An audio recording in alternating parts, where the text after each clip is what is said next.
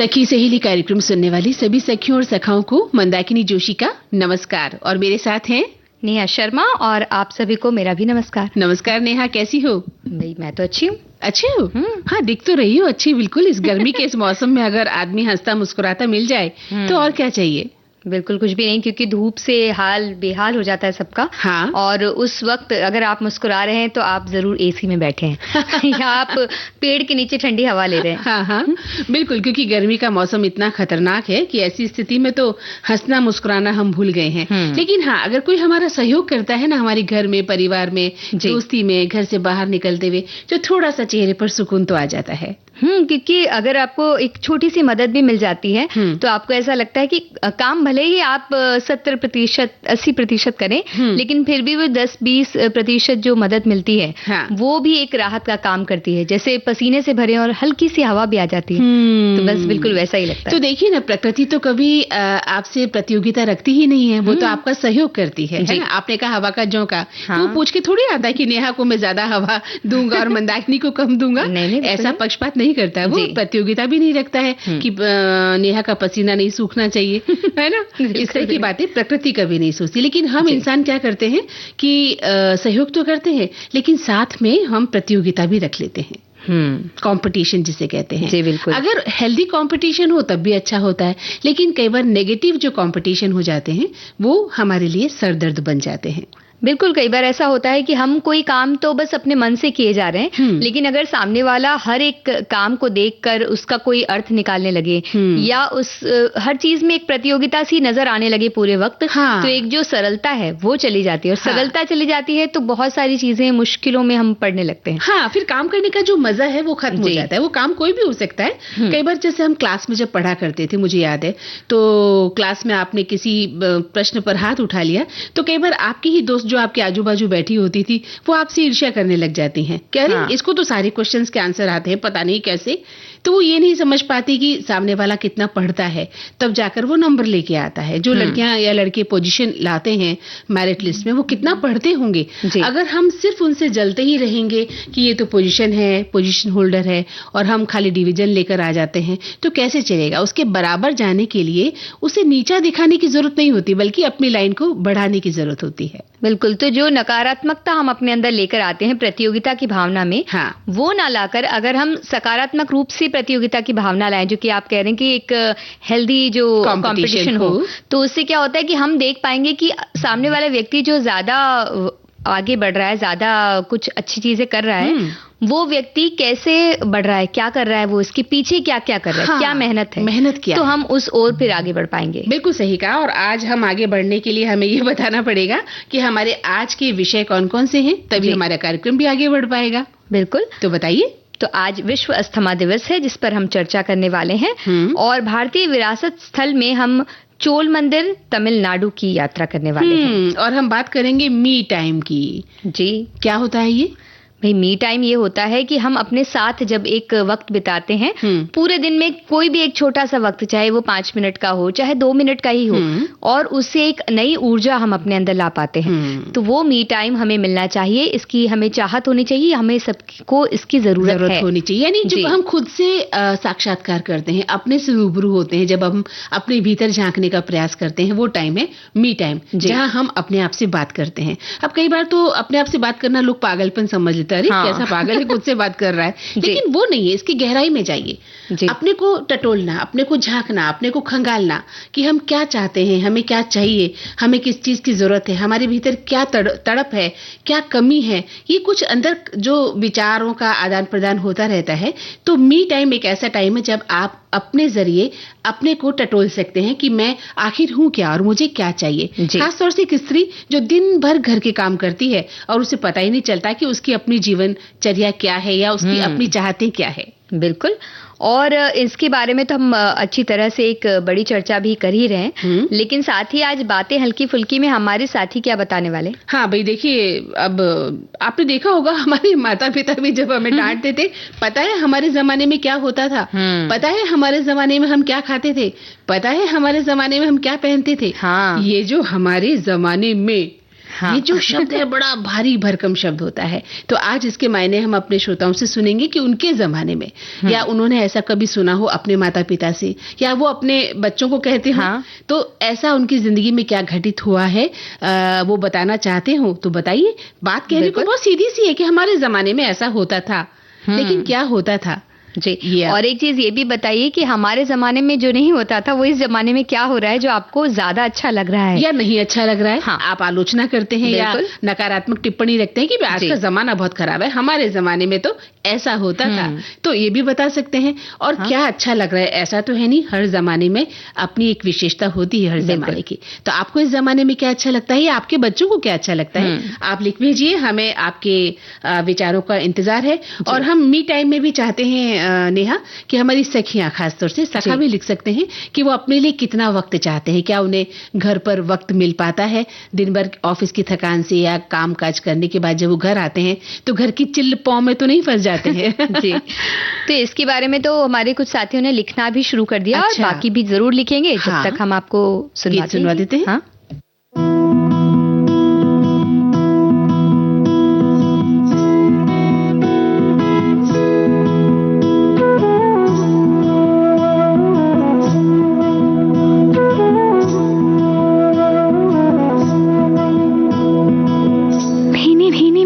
महकी हवाएं सुन लो क्या गाए, धीमे धीमे हौले हौले चलो ख्वाबों की ये राहें, संग तिहारे चलते जाए, मंजिल आए या ना आए, संग तिहारे चलते जाए, मंजिल आए या ना आए। महकी महकी हवाएं सुन लो क्या गाए,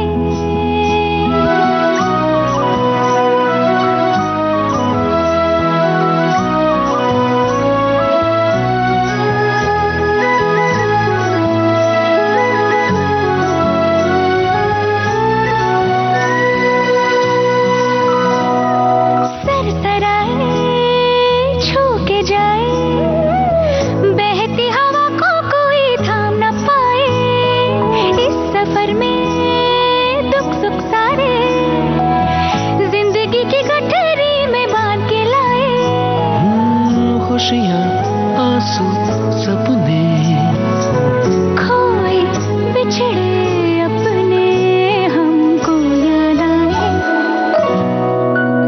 भीनी भीनी महकी महकी हवाएं सुन लो क्या गाए, धीमे धीमे हौले हौले चलो ख्वाबों की ये राहें।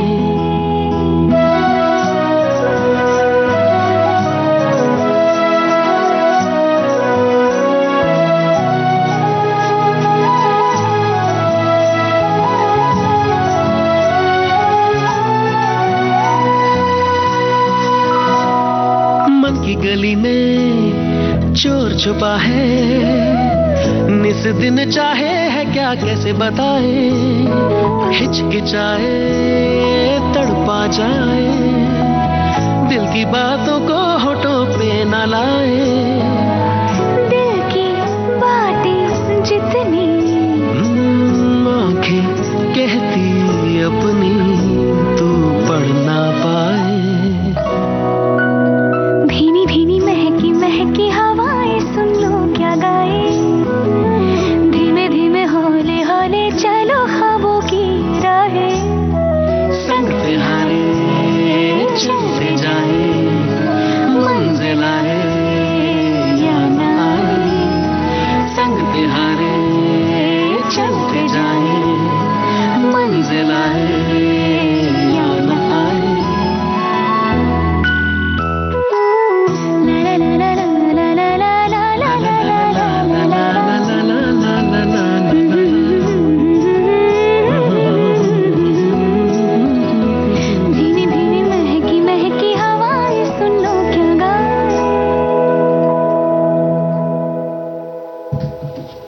तो मी टाइम की बात हो रही है, जैसे जितना अच्छा लग रहा था ये गीत, कुछ वैसा ही लगता है जब मी टाइम मिलता है सबको। क्योंकि बहुत सारे काम में हम फंसे रहते हैं, किसी के लिए कुछ काम कर रहे हैं, अपने लिए ही कर रहे हैं, तो दिमाग पूरी तरह से उलझा रहता है। तो ऐसे में जब हमें एक मी टाइम मिलता है तो हम अपने बारे में सोचते हैं, या शांति से बस बैठ जाते कुछ देर, एक कप चाय पी लेते हैं बैठ के शांति से, बाहर खिड़की से बाहर कुछ देख रहे हैं, बच्चे खेल रहे हैं उन्हें देख रहे हैं, या पार्क में चले गए, या कुछ किताबें पढ़ ली, या गाने सुन लिए, कोई फिल्म देखने चले गए। तो इस तरीके का जो छोटा सा एक वक्त हम अपने लिए निकालते हैं, उसको हम कहते हैं मी टाइम।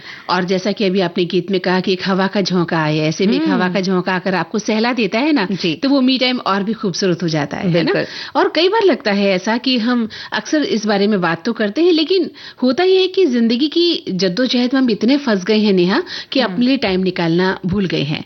तो अब प्रश्न ये उठता है कि आखिर अपने लिए टाइम की जरूरत हमें क्यों पड़ती है? क्योंकि पहले तो नहीं होते थे ये मी टाइम, अब क्यों है? पहले भी तो महिलाएं पुरुष वही थे जो पूरा घर संभालते थे, सुबह से लेकर चूल्हा चौका ही खत्म नहीं होता था उनका, दिन भर 2 बज जाते थे, शाम होते ही वो फिर लग जाते थे, रात होती थी और सो जाते थे। लेकिन आज ऐसा क्या है जब महिला को या पुरुष को या बच्चों को भी मी टाइम चाहिए। आजकल बच्चे भी चाहते हैं कि उनका एक कोना हो कमरे में और वहां बैठकर कुछ पल अपने लिए बिता सकें अपनी स्क्रीन के साथ, है ना। तो ये जो समय है जब हम कोई काम कर रहे हैं, या फिर चाहे वो सिलाई कढ़ाई बुनाई बागवानी कर रहे हूँ, आपने जैसे कहा किताब पढ़ रहे हूँ, गाने सुन रहे हूँ, तो मी टाइम का एक अर्थ है कि ऐसा समय जब आप खुद के साथ होते हैं, और या दिन भर का कोई एक ऐसा समय जो आप खुद को देते हैं। इस वक्त में आप किसी और के लिए कुछ नहीं कर रहे होते, बस आगे की कोई योजना भी नहीं बना रहे होते, ना कोई चिंता कर रहे होते हैं। तो पहले तो मी टाइम किसी को जरूरी नहीं लगता था, क्योंकि मानसिक स्वास्थ्य के बारे में किसी तरह की कोई चिंता होती नहीं थी। लेकिन आजकल शारीरिक स्वास्थ्य से मानसिक स्वास्थ्य ज्यादा चिंतित हो गया है। जी बिल्कुल, क्योंकि अब ये बहुत सारी परिस्थितियां बदल गई हैं। पहले ऐसा होता था कि घर में दोपहर में महिलाएं बैठती थीं कुछ वक्त के लिए साथ में, और एक दूसरे से अपना सुख दुख बतिया लेती थी कि भाई ऐसा हो गया वैसा हो गया, और आपस में बातें करके हंसना खेलना सब हो जाता था। और समूह के कुछ काम होते थे, मान लीजिए बड़ी बना रहे, पापड़ बना रहे, तो उसमें जो हंसी मजाक का एक वक्त होता था वो निकलता था, सहेलियां मिल जाती थी एक तरह से, और खुद को एक नई ऊर्जा से वो भर लेते थे।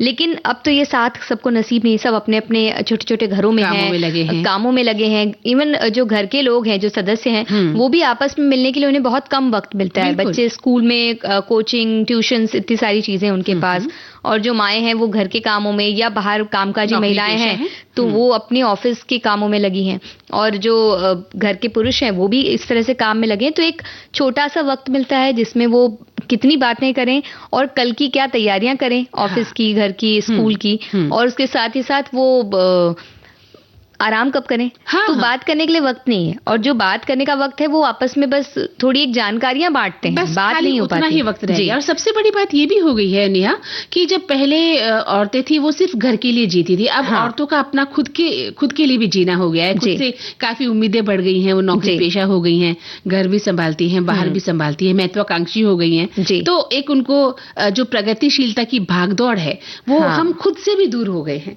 सुबह से हम सोचना शुरू करते हैं कि आज हमें क्या करना है, खुद के बारे में नहीं सोच पाते। घर परिवार आगे बढ़ने की जो जद्दोजहद है उस भागदौड़ में लगे रहते हैं। तो ऐसे में मानसिक स्वास्थ्य को दुरुस्त रखने का काम करता है ये छोटा सा मी टाइम। बिल्कुल, क्योंकि एक बहुत सारे टिक मार्क्स करने हैं कि ये सारे लक्ष्य हमारे, ये लेना है, एक हफ्ते के अंदर हमें ये सारी चीजें कर लेनी, घर के लिए सारी चीजें ले लेनी, इस साल के अंत में ये करना है वो करना है। तो इतनी सारी उम्मीदें हैं, इतनी सारी जिम्मेदारियां हैं। तो इस मी टाइम की चाहत सभी को नहीं है आजकल, अगर देखा जाए तो। जरूरत सबको है पर चाहत सबको नहीं है। ये इसलिए हम ऐसा कह रहे हैं क्योंकि कई बार ऐसा होता है कि हम कहते हैं कि थोड़ी देर भी शांत बैठने नहीं मिल रहा है लेकिन जब बैठने मिलता है तो हम कोई काम खोज करके अरे बैठे क्या ये कर लेते हैं, तो हम जाकर वो करने लगते हैं। बिल्कुल। तो हम उसकी चाह नहीं रख रहे हैं, लेकिन उसकी जरूरत जरूर है होती है, क्योंकि हमारे दिमाग में इतनी उलझने हैं, इतने काम है पेंडिंग कि हमें एक पल खुद के लिए बैठना भी अच्छा नहीं लगता है। तुमने बिल्कुल सही कहा कि जैसे ही हम बैठते हैं अरे वो काम तो रह गया, क्यों ना वो कर लूं। और हम एक चाय की सिप के साथ भी बहुत सारे काम साथ में करते रहते हैं। कई महिलाएं तो कहती हैं कि एक साथ हम 4 काम निपटाते हैं। एक तरफ सब्जी, एक तरफ रोटी, एक तरफ कपड़े भीग रहे हैं, मशीन में कपड़े धोए जा रहे हैं, दूसरी तरफ कुछ और कर रही होती हैं। तो सोचिए ऐसी स्थिति में कहाँ उनके पास मी टाइम होता होगा। और एक इतनी प्रतिस्पर्धा है कि ऐसा लगता है कि कुछ देर अगर हम बैठ गए तो हम बाकियों से पीछे हो जाएं। हाँ। तो वो जो एक मन में बना हुआ है पूरे टाइम प्रतियोगिता की डर, हाँ। कि पीछे नहीं हो जाना है, बिल्कुल। तो बस इसकी वजह से हम जिंदगी को और सुख चैन को थोड़ा पीछे रखते जा रहे हैं। सिर्फ भाग दौड़ में जीवन पूरा बीत रहा है। हाँ, बिल्कुल सही कहा कि जो प्रतिस्पर्धा है हम पर इतनी हावी हो गई है, बच्चों पर भी हो गई है। देखिए ना, महिला पुरुष की तो बात छोड़िए, बच्चे भी और माता पिता भी उनको इतना टेंशन में डाल देते हैं कि देखो वो बच्चा कितने % मार्क्स लेकर आया है और तुम कितने पीछे चल रहे हो। तो बच्चे को भी आपने उस प्रतिस्पर्धा की दौड़ में लगा दिया है, वो भी एक पल नहीं बैठ पाता है ना। तो ये सब चीजें आज बहुत हमारे लिए मुश्किलात पैदा कर रही हैं। तो आपको ये होना चाहिए कि आप जो भी काम कर रहे हैं, क्या वो काम आपको खुशी दे रहा है? जी। सबसे पहले हमें ये सोचना चाहिए। घर परिवार ऑफिस की जिम्मेदारियों से कुछ पल की राहत आपको चाहिए। अगर चाहिए तो आप किस तरह से चाहते हैं? कोई किताब पढ़ लें, अपने मन की बात को लिख लें, कहीं घूमने निकल जाएं, कोई वाद्य संगीत आपको पसंद है, रिसाइकल आप बजा सकते हैं। तो आप वो हर काम करें जहां आपको खुशी मिलती हो, ना कि प्रतिस्पर्धा हो। तो बस इसी तरह से अगर आप हर दिन एक छोटा सा समय भी अपने लिए निकालेंगे तो आप खुद के बारे में सोच पाएंगे और कहीं ना कहीं आज नहीं, कल नहीं, एक हफ्ते बाद, एक महीने बाद आपको ये समझ में आएगा कि इतनी जो प्रतिस्पर्धा है क्या वो जरूरी है? क्या स्वास्थ्य को, खुद को हम ताक पे रखकर जो चीजें कर रहे हैं वो जरूरी है, या एक थोड़ी एक अपनी जो गति है वो थोड़ी कम कर लें। हाँ। और प्रतियोगिता उतनी ज्यादा ना रखें, मानसिक प्रतियोगिता कम से कम उतनी ज्यादा ना रखें और अपने लक्ष्य को धीरे धीरे प्राप्त करते जाएं। और हर एक की जो प्रतियोगिता या हर एक का जो एक पड़ाव है वो खुद के लिए ही अपना सेट है। हम दूसरे की तरह से कि दूसरा क्या करे अपनी जिंदगी में, वही हम नहीं कर सकते क्योंकि उनकी जिंदगी अलग है, हमारी जिंदगी अलग है। हमारी जो भागदौड़ है वो अलग है, हमारी हो सकती है जिम्मेदारियां अलग हों, दूसरे की अलग हों। तो वो सारी हमारा आधा वक्त यही सोचने में निकलता है नेहा कि सामने वाला क्या कर रहा है या क्या कर रही है, वो हमसे आगे कैसे निकल रही है या निकल रहा है, वो खुश क्यों दिख रहा है या क्यों खुश है इतनी, है ना, उसने इतना पैसा कैसे कमा लिया है, मैं क्यों नहीं कमा पा रही हूँ, मेरा परिवार क्यों नहीं इतना आगे आ गया है। ये सभी उधेड़-बुन में हम लगे रहते हैं और सबसे बड़ी बात कि यही चीजें हमारे भीतर जो है कई तरह की बीमारियों को भी जन्म दे रही है। बिल्कुल, है ना। तो इससे बचना चाहिए और अपने लिए थोड़ा वक्त निकाल के देखिए तो सही, आप और आगे बढ़ेंगे क्योंकि उस एक छोटे से वक्त में जब आपके दिल और दिमाग को सुकून मिलेगा तो आप अगली जो जिस लड़ाई पे आप कूदने वाली हैं वो आप उतनी ही मुस्तैदी के साथ कर भी सकती हैं। जी बिल्कुल। तो अब गीत सुन लें ताकि हमें भी थोड़ा मानसिक सुकून मिले। गुनगुना रे गुनगुना रे गुनगुना ये गाना रे, गुनगुना रे गुनगुना रे गुनगुना ये गाना रे, गुनगुना रे गुनगुना रे गुनगुना ये गाना रे, गुनगुना रे गुनगुना रे गुनगुना ये गाना रे, गुनगुना रे गुनगुना रे गुनगुना ये गाना रे, गुनगुना रे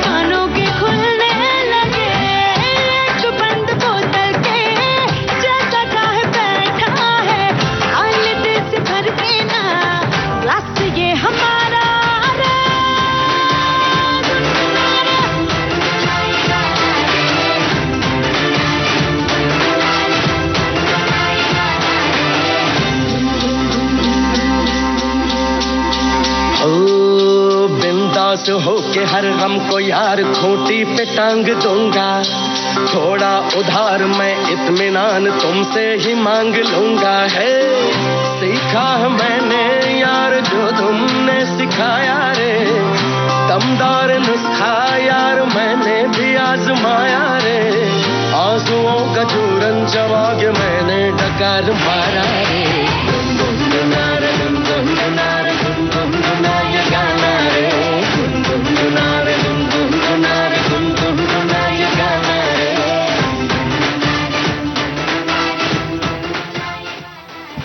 नेहा, हमारे बहुत सारे श्रोताओं ने अपने विचार हम तक पहुंचाए हैं कि मी टाइम का मतलब क्या होता है।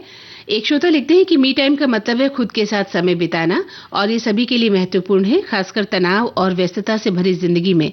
ये आपको तनाव कम करने, मानसिक स्वास्थ्य में सुधार करने और खुद को बेहतर तरीके से समझने में मदद करता है। मी टाइम आपको तनाव से राहत दिलाता है और आपको अपने विचारों को शांत करने का मौका देता है। यह आपको अपने विचारों और भावनाओं को समझने और संसाधित करने में मदद करता है, जिससे आपकी मानसिक स्वास्थ्य में सुधार होता है। मी टाइम आपको खुद को बेहतर ढंग से समझने में मदद करता है, जिससे आपको अपनी ताकतें, कमजोरियां पता चलती हैं। ये आपको रिचार्ज करता है और आपको नई ऊर्जा प्रदान करता है, जिससे आप अपनी जिम्मेदारियों को बेहतर ढंग से निभा सकते हैं। सकारात्मक सोच आपको सकारात्मक सोचने के लिए प्रेरित करती है और आपको अपनी समस्याओं का समाधान खोजने में भी मदद करती है। और साथ ही हमारे एक साथी लिख रहे हैं कि मेरे लिए खुद के लिए समय मैं चाहती हूँ, अगर मुझे तो लगता है ये चाहत भी है और ज़रूरत भी। हम सबकी ये चाहत होती कि हम अपने लिए थोड़ा सा समय निकालें, साथ ही साथ एक ज़रूरत भी है, क्योंकि अगर हम अपने लिए समय नहीं निकालेंगे तो हम तनाव में होते जाएंगे। हम घर का सारा काम करते हैं, लेकिन हम स्वयं के लिए समय कम से कम आधा घंटा भी निकालें, ये बहुत जरूरी है। एक श्रोता लिखते हैं कि चाहत और जरूरत बड़ा रोचक मुद्दा है। आज आधुनिक काल में सभी उलझे पड़े हैं, किसी से कोई मांगना शेर की मान में जाने जैसा हो गया है। कुछ महीने पहले हमारी मौसी ने वाईफाई लगाने की हिदायत दी माँ को, तो हंस पड़ी कि क्या करेंगे इतना इंटरनेट, इनका वक्त तो अपने रिचार्ज वाले निकल जाता है। और ईश्वर ने भी मनोकामना पूर्ण हुई, हमारे मोहल्ले में भी ये लग गया। उन्हें किसी की चाहत और जरूरत की परवाह नहीं है।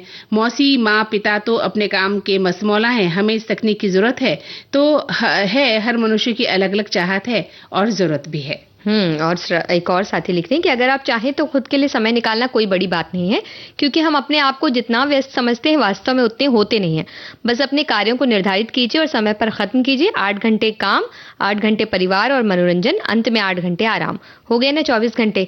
अब आप इसी समय में हर काम के लिए एक समय तय कर लीजिए, अपने आप खुद के लिए वक्त निकल आएगा। क्या बात है, बहुत अच्छा इन्होंने गणित लगाया। और एक लिखते हैं कि मेरा मी टाइम यानी डायरी लिखना, जो भी खट्टी मीठी घटना घटती है मैं उसे डायरी में उतारता रहता हूँ। वहीं एक श्रोता लिखते हैं कि मी टाइम यानी खुद अपने लिए समय, जब हम अपने मन का अपने लिए चिंतन मनन, अपनी खुशियों के लिए कुछ एक्टिविटी कर सके। मेरा मी टाइम 1 बजे शुरू होता है और ये 4 बजे तक सखी सहेली के साथ चलता है। बाकी समय में रहता भी है और नहीं भी रहता। मी टाइम मेरी चाहत ही नहीं, मेरी जरूरत भी है। बिल्कुल सही बात है, सभी के लिए जरूरत है, ऐसा हम कह सकते हैं, क्योंकि मी टाइम के जैसे कि फायदे वायदे तो हमने बता ही दिए। बिल्कुल।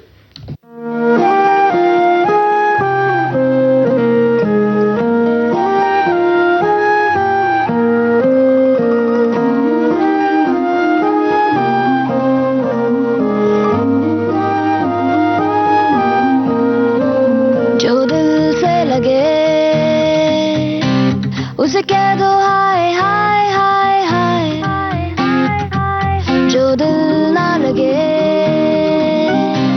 उसे कह दो बाय बाय बाय बाय।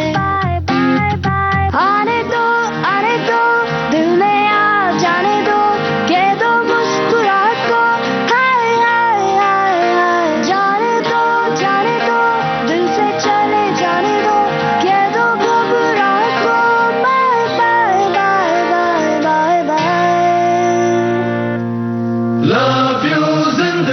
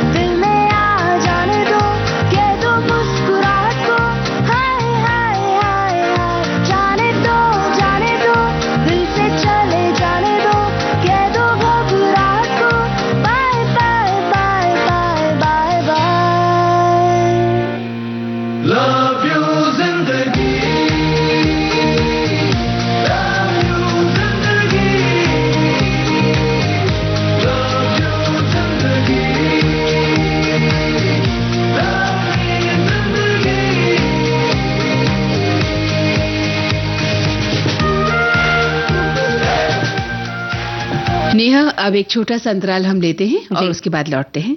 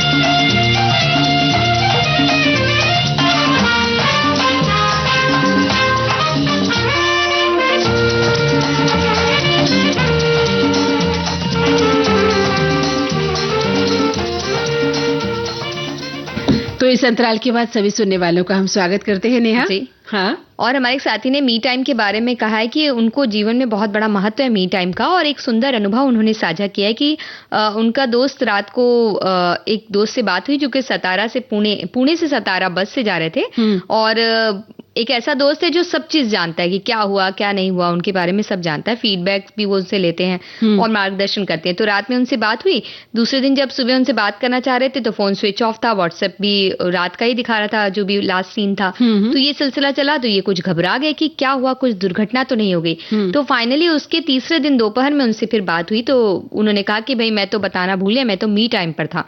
इसलिए मोबाइल पूरी तरह से वो बंद करके रहते थे, उस वक्त में वो रहते हैं। अच्छा। तो मैंने मेरा कुछ समय अपने फैमिली को दिया, उनके साथ भोजन किया अच्छी तरह से, दोपहर में बचपन में आनंद देने वाली एक मूवी देखी, और शाम को हरा भरा पार्क है उसमें जाकर घूमा, 2 घंटे पशु पक्षियों की गुनगुनाहट सुना, पेड़ और प्रकृति के साथ उन्होंने बिताया, और 20 मिनट ध्यान किए, आत्मचिंतन किए, वॉकिंग किए और कुछ पेंटिंग, ये सारी चीजें उन्होंने की।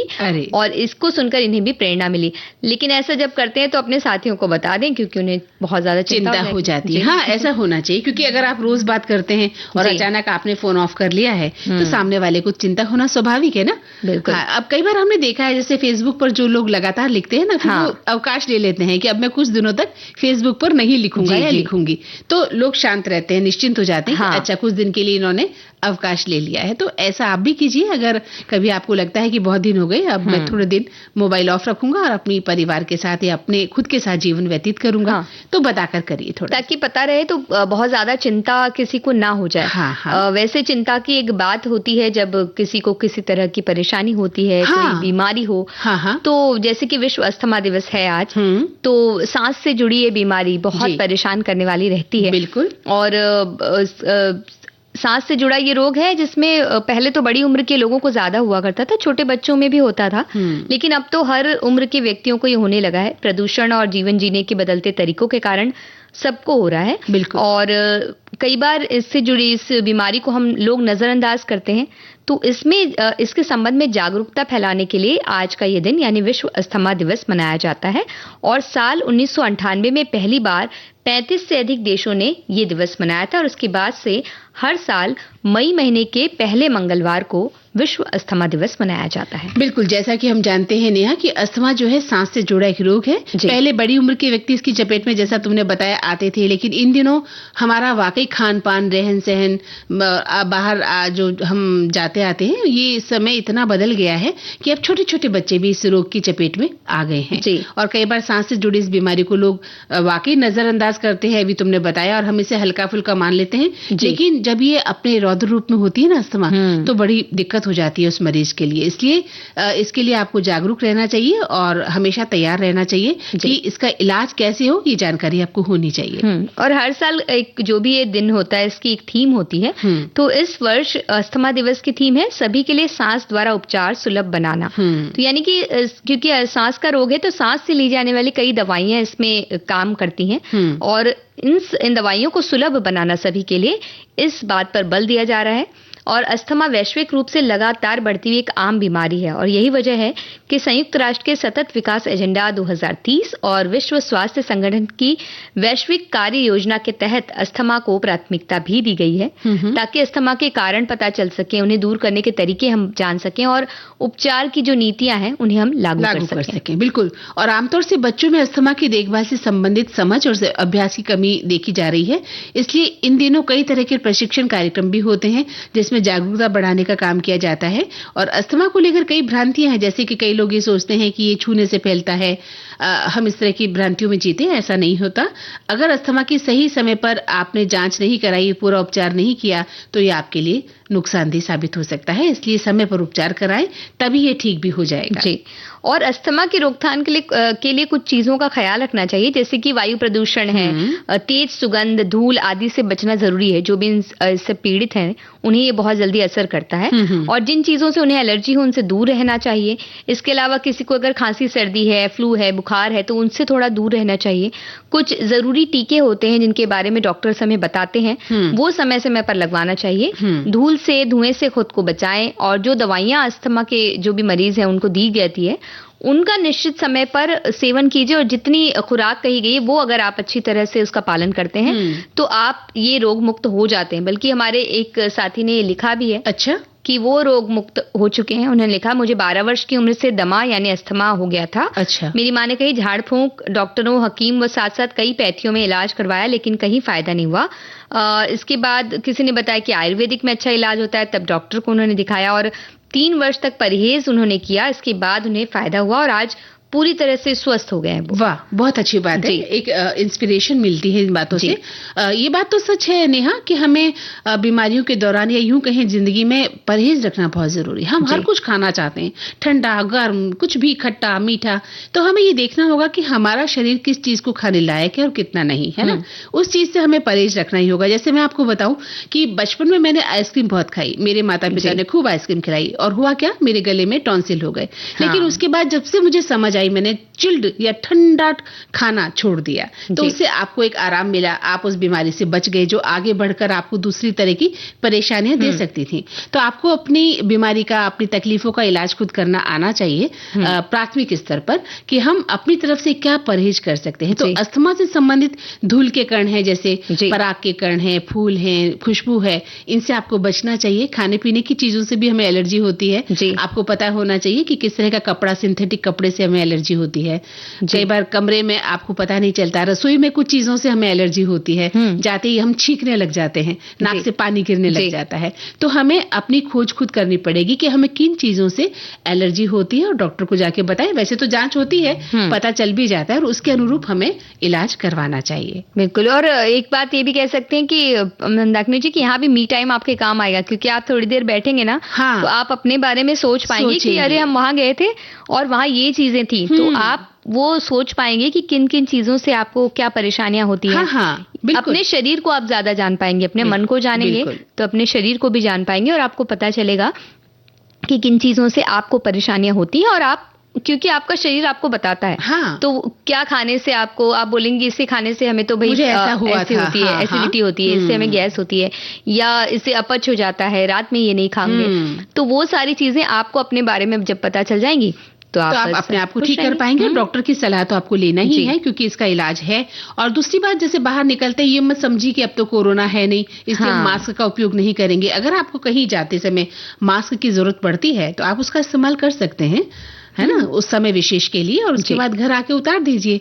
तो आपको इससे सांस की जो परेशानी है, जो दूसरे तत्व हैं वो नाक के माध्यम से नहीं जाएंगे और आपको छींकों का, ये जो छींक का एक दौर होता है, छींकें आने शुरू होना या नाक से पानी लगातार निकलना, इससे आप अपने आप को बचा सकते हैं। बिल्कुल।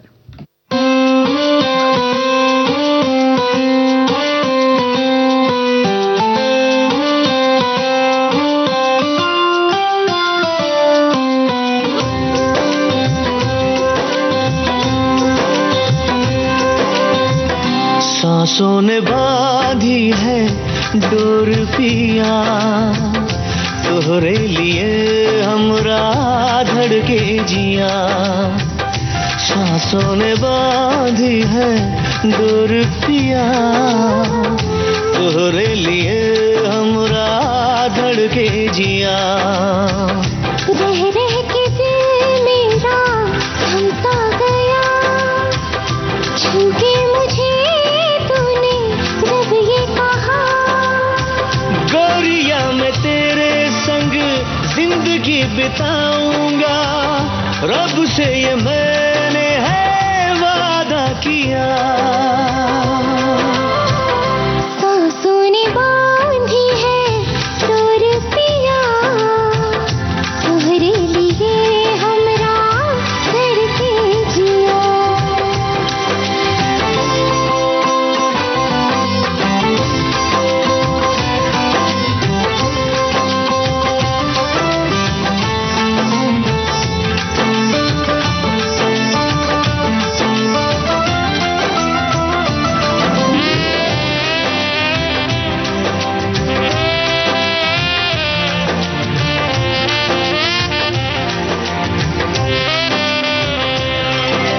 बतिया तोरे नैना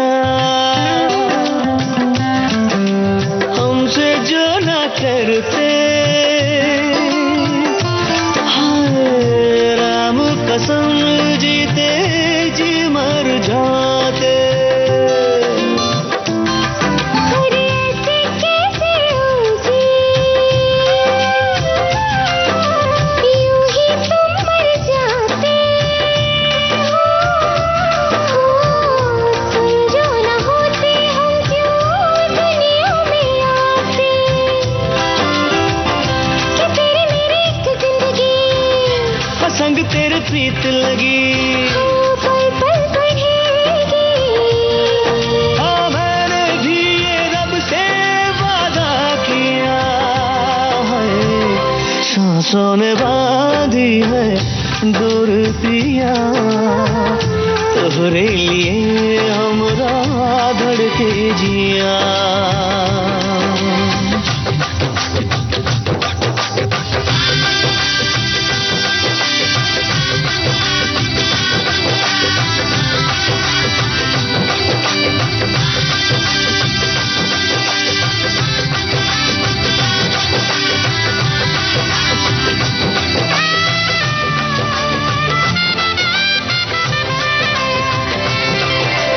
सात जन्म के साथी हम हैं जिया तुम बाती। हाँ रोशन बसेरा है घर तेरा मेरा। हमरे चाँद को तकने तारे भी निकले हैं, हाँ, नजर न लगे तुझको बाहों में घेरा। चल हट जाओ जी, नजदीक आओ जी, हम तो जी हारे जी। हाँ मैंने भी ये रब से वादा किया है, सांसों ने बांधी है डोर पिया, तुम्हारे लिए हमरा धड़के जिया। रह रह के दिल मेरा थमसा गया, छूके मुझे तूने जब ये कहा। गोरिया मैं तेरे संग जिंदगी बिताऊंगा, रब से ये मैंने। तो बस इसी तरह से सारी बातें हम करते रहते हैं। अस्थमा से हमारे साथी जो ठीक हो चुके हैं उसके मतलब उसकी ओर ध्यान दिया जाए तो ठीक हो सकते हैं। बिल्कुल ठीक हो सकता है। और अगर आप स्वस्थ होंगे तो देखिए घूमने भी निकल पाएंगे, हाँ, है ना। और घूमने जाना बहुत जरूरी है, बहुत जरूरी है वाकई। तो आज कहाँ चले? जगहें हैं घूमने के लिए देश में हमारे, जो मतलब अगर आप रोज भी घूमेंगे तो भी आपको 2-3 साल तो आराम से लगेंगे। बिल्कुल सही कहा आपने। और हम उसी में कंजूसी कर जाते हैं ना, हम नहीं निकाल पाते। बहुत कम लोग हैं लेकिन जो घूमने के शौकीन है ना नेहा, वो लगातार आगे से आगे अपना शेड्यूल बना के रखते हैं कि अगली छुट्टियों में हमें कहाँ जाना है। और इन दिनों हम भारतीय विरासत स्थल की बातें भी करते हैं। और आज हम बात करने वाले महान जीवित चोल मंदिर तमिलनाडु में ही है, इनकी बात करने वाले हैं। बिल्कुल। और भारतीय विरासत श्रृंखला में जो चोल मंदिरों की हम बात करने वाले हैं, इसमें विश्व धरोहर जब इन्हें घोषित किया गया था। सिर्फ चोल मंदिर नहीं, महान जीवित चोल मंदिर के नाम से दर्ज किया गया। अच्छा। तो इसका कारण ये है कि यहाँ आज भी वही पूजन पद्धति की जाती है और अनुष्ठान विधि वगैरह होती है जो हजार साल पहले यहाँ शुरू की गई थी। आज भी उपयोग में है ये मंदिर, यहाँ लोग जाते हैं और दर्शन करते हैं, पूजा पाठ सब तो होता है और इस वजह से पुरातात्विक और ऐतिहासिक महत्व इसका बहुत ज्यादा है। और जीवित चोल मंदिर की अगर हम बात कर रहे हैं तो चोल साम्राज्य के दौरान बने 3 मंदिर शामिल हैं इसमें। तंजावुर का वृद्धेश्वर मंदिर और गंगेकौड़ का चोलमपुरम का वृद्धेश्वर मंदिर और दारासुरम का एरावतेश्वर मंदिर है ना। और इन मंदिरों का निर्माण चोल राजाओं के कार्यकाल में हुआ था। इन मंदिरों में दक्षिण वास्तुशैली का बेहतरीन संयोजन भी देखने को हमें मिलता है। तीनों मंदिरों की बनावट अगर हम देखेंगे तो एक दूसरे से अलग अलग है। चोल साम्राज्य तकरीबन 4 दशकों तक शासन करता रहा नेहा, और इसके कारण उस दौरान कई ऐतिहासिक स्मारकों का निर्माण हुआ जो आज भी मजबूती से जमी हुई हैं। बिल्कुल। और महान जीवित चोल मंदिर में जो 3 मंदिर शामिल हैं उसमें से पहले नंबर पर है तंजावुर का बृहदेश्वर मंदिर। इस मंदिर को दक्षिण मेरू के नाम से भी जाना जाता है और चोल राजवंश की सबसे बड़ी उपलब्धि इसे कहा जाता है। विशाल शिव मंदिर है ये। इसका निर्माण चोल सम्राट राजराजा प्रथम ने करवाया था, इसलिए इस मंदिर को राजराजेश्वरम भी कहा जाता है। और स्थानीय लोग इसे तंजाई पेरिया कोविल कहते हैं, जिसका अर्थ है तंजावुर का बड़ा मंदिर। एक भव्य शिवलिंग है यहाँ और नंदी की एक विशाल मूर्ति भी यहाँ पर है। और ये मंदिर सबसे बड़े हिंदू मंदिरों में से एक माना जाता है और विश्व में अगर हम देखा जाए तो अपनी तरह का एकमात्र मंदिर इसको माना गया है जो ग्रेनाइट से बना हुआ है। और इसका निर्माण एक ही पत्थर से हुआ है। मंदिर के शिखर की ऊंचाई लगभग 66 मीटर है और ये 13 मंजिलों का है, जिसमें देवी देवताओं और अन्य पौराणिक गाथाओं की आकृति उकेरी गई है। और इस मंदिर के शिखर की परछाई कभी भी धरती पर नहीं पड़ती, ऐसी मान्यता है। और सन 1997 में इसे यूनेस्को ने विश्व धरोहर स्थल की सूची में शामिल कर लिया था। बिल्कुल। जीवित चोल मंदिर में से दूसरा मंदिर जो है वो है गंगैकोंड चोलपुरम का बृहदेश्वर मंदिर। ये अरियल्लूर जिले में स्थित है। इसका निर्माण चोल सम्राट राजेंद्र प्रथम ने सन 1035 में पूर्ण करवाया था। गंगैकोंड चोलपुरम मंदिर या गंगैकोंड चोलेश्वरम नाम से इस मंदिर को जाना जाता है और इस मंदिर का नाम भी तंजावुर के बृहदेश्वर मंदिर के नाम पर ही है, लेकिन ये मंदिर उससे छोटा है, लेकिन यहाँ की वास्तुकला में नवीनता नजर आती है। बिल्कुल सही कहा। और शिव के साथ ही यहाँ विष्णु की, दुर्गा की, सूर्य की, हरिहर और अर्धनारीश्वर जैसे देवी देवताओं की मूर्तियां भी देखने को मिलती है। यहाँ की खासियत यह है कि यहाँ मौजूद कांसे की मूर्तियां जो कि चोल धातु कला का बेहतरीन नमूना है। इसके अलावा यहाँ दीवारों पर उकेरी गई पौराणिक गाथाएं भी मन को मोहती है। यहाँ मौजूद सौरपीठ और 8 देवताओं वाला कमल वेदी दक्षिण वास्तुकला को उभारता है। और यूनेस्को ने विश्व धरोहर स्थल में महान जीवित चोल मंदिर की सूची में तंजावुर के बृहदेश्वर मंदिर के साथ गंगैकोंड चोलपुरम के बृहदेश्वर मंदिर और दारासुरम के ऐरावतेश्वर मंदिर को साल 2004 में एक साथ शामिल किया। बात करें दारासुरम के ऐरावतेश्वर मंदिर की तो 12वीं शताब्दी में बना ये मंदिर अन्य दोनों मंदिरों की तुलना में सबसे छोटा है। इसका निर्माण चोल सम्राट राजराजा द्वितीय ने करवाया था। ये मंदिर भले ही छोटा है लेकिन इसकी सजावट सबसे ज्यादा अलंकारों से भरी हुई है और यहाँ के स्तंभ, मूर्तियां सब अपनी तरह से सुंदरता से भरे हुए हैं, तो बहुत खूबसूरत लगता है इसे देखने में। बिल्कुल। और पत्थर से बने हैं इस मंदिर की जो आकृति एक रथ की जैसी लगती है नेहा, और ये एक शिव मंदिर है लेकिन यहाँ विष्णु और देवी के साथ कई वैदिक और पौराणिक देवी देवताओं की आराधना भी की जाती है, जैसे कि इंद्र की, अग्नि की, वरुण, ब्रह्मा, सूर्य, विष्णु, सप्तमातृका, दुर्गा, सरस्वती, लक्ष्मी, गंगा, यमुना, सुब्रमण्यम, गणेश, रति आदि की मूर्तियां हम देख सकते हैं। और इस मंदिर का नाम ऐरावतेश्वर रखा गया क्योंकि यहाँ इंद्र के हाथी ऐरावत द्वारा भगवान शिव की आराधना करने की एक कथा भी प्रचलित है। बिल्कुल। और ये तीनों मंदिर चेन्नई से पास पड़ते हैं। तंजावुर चेन्नई की दक्षिण पश्चिम दिशा में लगभग 340 किलोमीटर की दूरी पर स्थित है, जबकि उत्तर पूर्व दिशा में गंगैकोंड चोलपुरम लगभग 70 किलोमीटर और दारासुरम 40 किलोमीटर की दूरी पर है। तो बस एक अच्छा सा प्लान बनाइए और देख के आइए द्रविड़ शैली में बने इस महान जीवित चोल मंदिरों को।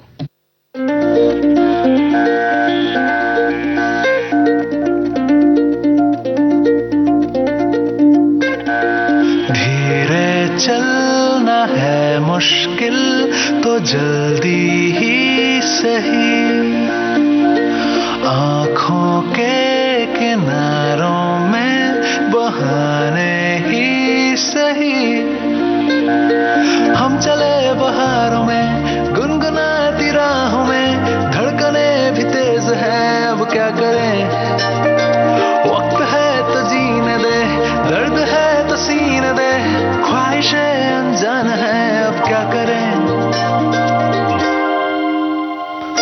शब्दों के पहाड़ों पे लिखी है दास्तां,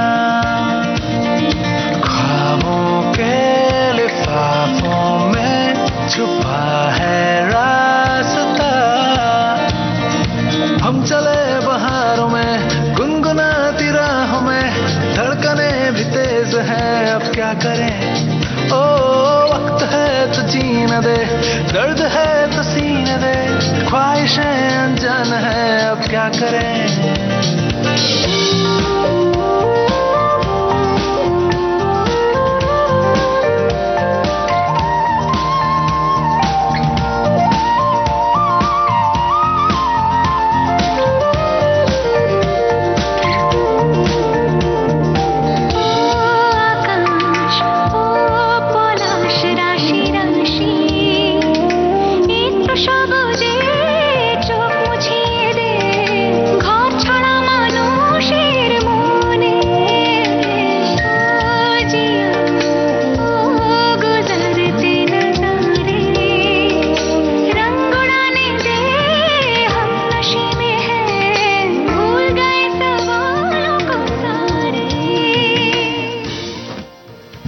हाँ तो नेहा, अब बात कर लेते हैं हमारे जमाने की। तो आपके जमाने में ऐसा क्या होता था जो हमारे जमाने में नहीं हो रहा है? तो वही देखिए, बात चल रही थी कि हमारे जमाने में ऐसा होता था, वो आज नहीं होता है। तो हमारे श्रोताओं ने लिखना शुरू कर दिया है कि हमारे जमाने में हल्की फुल्की बातें, हमारे जमाने में लोग एक दूसरे के सुख दुख को सुना करते थे, एक दूसरे के साथ बैठकर बात किया करते थे। जब लाइट चली जाती थी तो घर तो घंटों पहेलियां बुझाया करते थे, घंटों पहेलियां बुझाया करते थे, चूल्हे पर बैठकर खाना पकाया करते थे। और आज ये सारी बातें बहुत याद आती हैं। चूल्हे में बैठते नहीं होंगे, चूल्हे के साइड में बैठते। खैर, हमारे साथी कह रहे हैं हमारे जमाने में एक तकिया कलाम है। खासकर पिता पुत्र में जब सुमधुर संवाद होते हैं तब ये डायलॉग बीच में कूद पड़ता है और फिर संवाद की गाड़ी ड्रिल हो जाती है।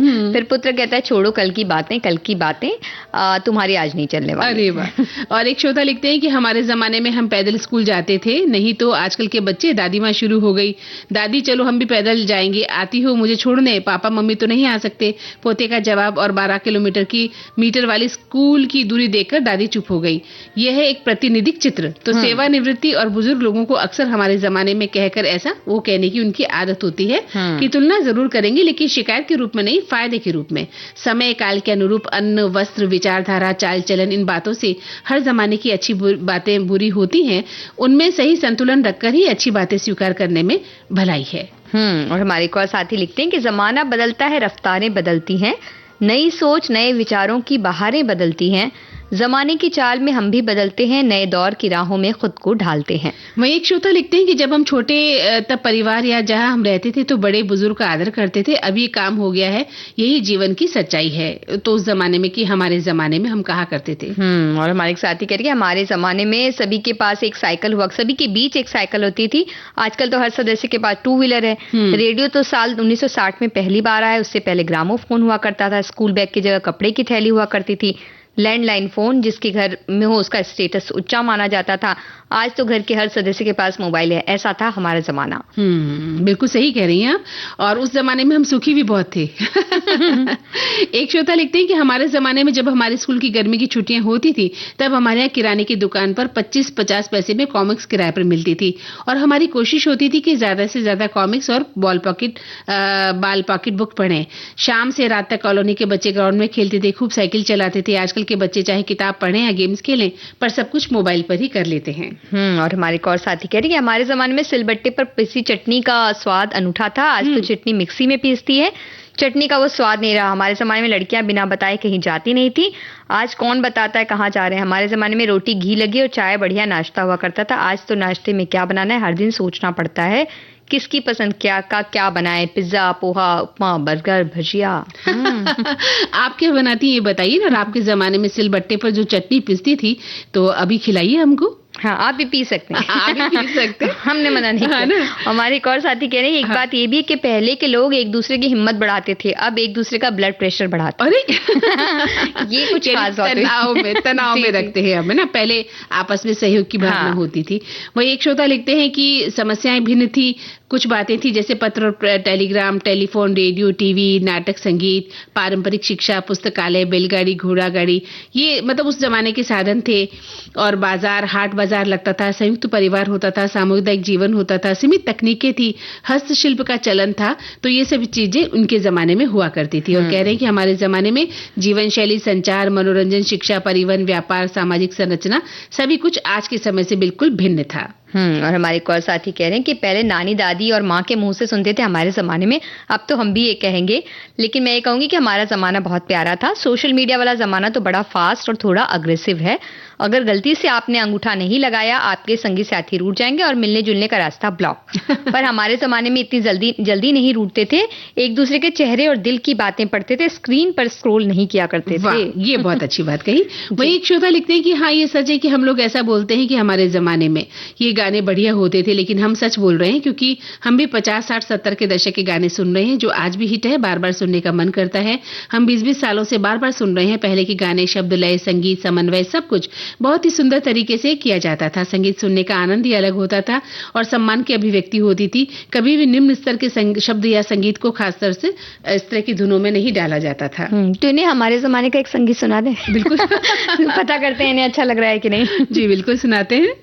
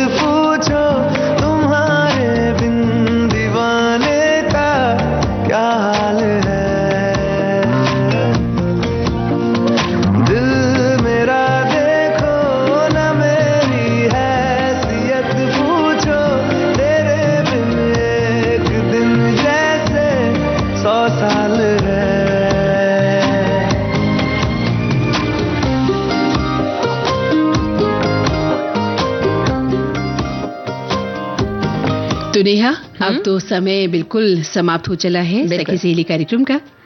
तो ले इजाजत। बिल्कुल लेते हैं। स्वीकार कीजिए नेहा शर्मा और मंदाकिनी जोशी का नमस्कार।